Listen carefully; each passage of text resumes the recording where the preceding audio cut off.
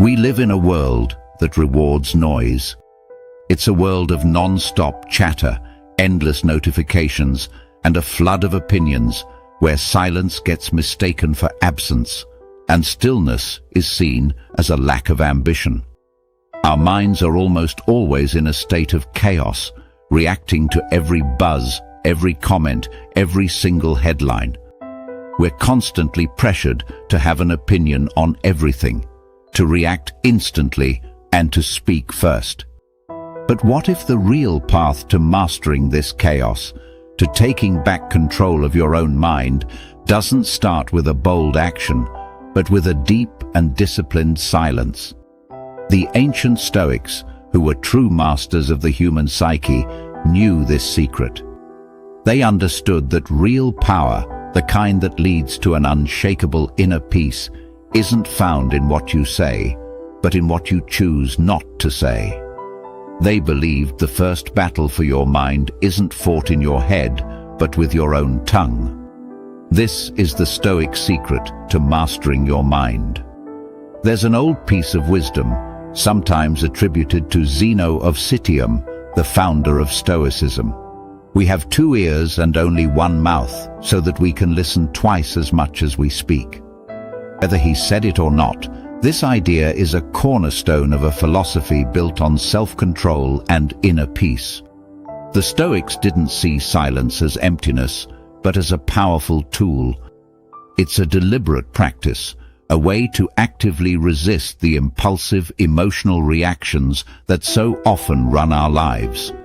In the space that silence creates, reason has room to breathe. For them, listening wasn't just passively hearing words, it was an active process of understanding the world, other people, and most importantly, yourself.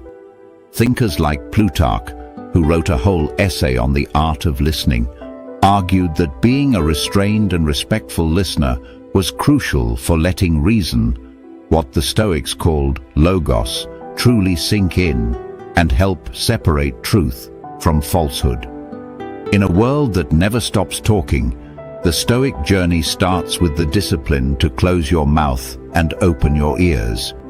This is where the real work of mastering your mind begins.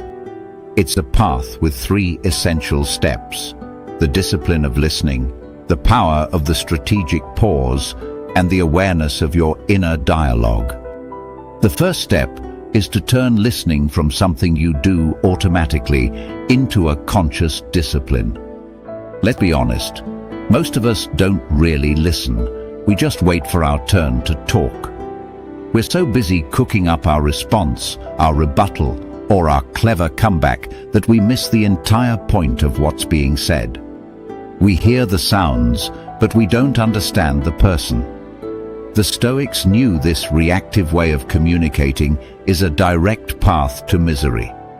When you're constantly focused on your own output, your ego is in charge. You get defensive, easily irritated, and your judgment gets clouded by your own internal noise. Active, disciplined listening is the cure. When you truly commit to listening, something amazing happens. You stop filtering everything through your own biases and anxieties. Instead of jumping to judge, you start to understand. Instead of reacting with emotion, you start to observe with clarity. It's been shown that high-quality, non-judgmental listening actually creates a safe space that can reduce social anxiety in other people, allowing them to think and speak more clearly. But this isn't just about getting along better with others. It's about fundamentally rewiring your own brain. By focusing your full attention on another person, you're practicing the core Stoic discipline of attention, known as prosochi.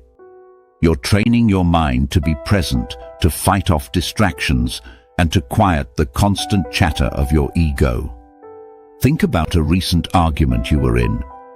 How much of it was about a real disagreement, and how much was just fueled by the feeling of not being heard? Conflicts often blow up not because of the issue itself, but because someone feels ignored. By choosing to listen first, you aren't being weak or submissive. You're being strategic. You're gathering information, turning down the tension, and protecting your own inner calm. You're choosing reason over a knee-jerk reaction. The next time you're in a conversation, especially a tough one, make a real effort to just listen. Don't interrupt. Don't plan your next sentence while they're still talking. Focus on their words, their tone, their body language. Try to genuinely understand where they're coming from, even if you disagree.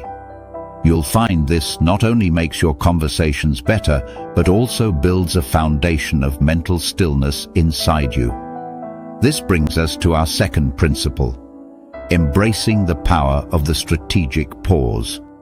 If disciplined listening is the foundation, then the pause is the framework that holds up your self-control. The Roman emperor and Stoic philosopher Marcus Aurelius wrote constantly in his private journals, now known as meditations, about the need to control his impulses. He reminded himself over and over to act with thought, not compulsion. The strategic pause is that idea in action. It's that moment of silence you intentionally create between something happening and you responding to it. In that tiny interval, you grab the controls back from your primal, emotional brain and hand them over to your rational mind. Someone insults you.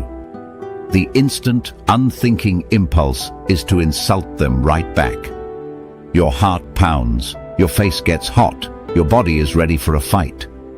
But if you can force a pause, even just for one deep breath, you give yourself a critical moment. In that moment, you can ask the essential Stoic questions. Is this in my control? Is getting angry going to help? Does this reaction line up with the person I want to be? This isn't about suppressing your feelings, it's about evaluating them. The Stoics taught that it's not events that upset us, but our judgments about them. The pause is your chance to look at that judgment before it hardens into a destructive emotion. It's the space where you decide if you're going to be a slave to your impulses or the master of your response. In our world today, this practice is more critical than ever. We're conditioned for instant reaction. Social media, with its quick reply buttons, trains our minds to be perpetually reactive. This weakens our ability to think deeply and regulate our emotions. The strategic pause is your act of rebellion against this culture of immediacy. It can be as simple as waiting 3 seconds before answering a loaded question. It can mean letting a heated email sit in your drafts for an hour before you decide if it's worth sending.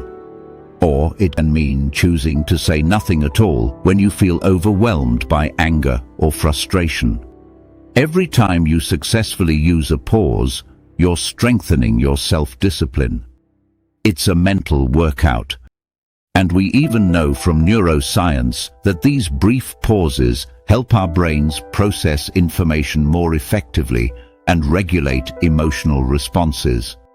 It's the practice of choosing wisdom over impulse and tranquility over turmoil. By mastering this small moment of silence, you begin to master the vast inner world of your mind. The first 2 steps, listening and pausing, are about controlling what you do on the outside. But their real purpose is to lead you to the third and most important step, becoming aware of and ultimately mastering your own inner dialogue. Once you stop the constant outward flow of words, you can finally hear what's going on inside. For a lot of people, that's a scary thought. The mind, left to itself, can be a chaotic and critical place, filled with anxiety, old resentments, and self-doubt. The Stoics knew this well. Marcus Aurelius wrote in his Meditations, "The things you think about determine the quality of your mind. Your soul takes on the color of your thoughts." Quieting your mouth allows you to become an observer of your own thinking. You start to notice the stories you tell yourself. You see the automatic judgments you make about yourself and others. This is self-awareness, the bedrock of all personal growth. When you practice listening to others without judgment, you're training yourself to listen to your own thoughts with that same objective curiosity. This is where the real change happens. You start to understand that you are not your thoughts. Your thoughts are just events passing through your consciousness. And just like you can choose not to react to something someone says to you, you can choose not to get swept away by a negative thought. When a thought like, "I'm not good enough," or "this is a total disaster" pops into your head, you can apply the same Stoic principles. You can pause. You can question it. Is this thought true? Is it helpful? Is it based on reality or just a distorted perspective? Marcus Aurelius reminded himself, "Everything we hear is an opinion, not a fact. Everything we see is a perspective, not the truth." This applies just as much to our inner voice as it does to the voices of others. By practicing outer silence, you create the perfect conditions for inner peace. You stop feeding the mental chatter with constant reactions. You learn to detach from the mind's frantic energy and find a place of stillness within. This is what the Stoics called apatheia, a state of freedom from being disturbed by irrational passions. The practical exercise here is to set aside time for this inner listening. You could journal, like Marcus Aurelius did, writing down your thoughts to examine them. Or you could just take a few minutes of quiet reflection in the morning or evening, simply watching your thoughts without getting tangled up in them. The goal isn't to silence your mind completely, but to change your relationship with it. You go from being a passenger on a runaway train of thought to being the calm and composed conductor. This journey from mastering your tongue to mastering your mind isn't a quick fix. It's a lifelong practice. It is the path of the Stoic, a path of discipline, awareness, and profound self-control. If this exploration of Stoic wisdom resonates with you, consider subscribing to join our community, where we dive into ancient principles to find practical solutions for modern problems. Share your own experiences with the power of silence in the comments below. Remember the 3 steps. Start by truly listening to quiet your own ego. Embrace the strategic pause to take back control from your impulses. And use that silence to turn inward and become the master of your own mind. Mastering your tongue isn't about weakness. It's the ultimate display of self-control. It's the practice that starves distraction and feeds self-awareness. It's the quiet, deliberate, and powerful first step on the Stoic path to an unshakable mind. In a world that can't stop talking, the wisest people are often the ones who have mastered the art of listening.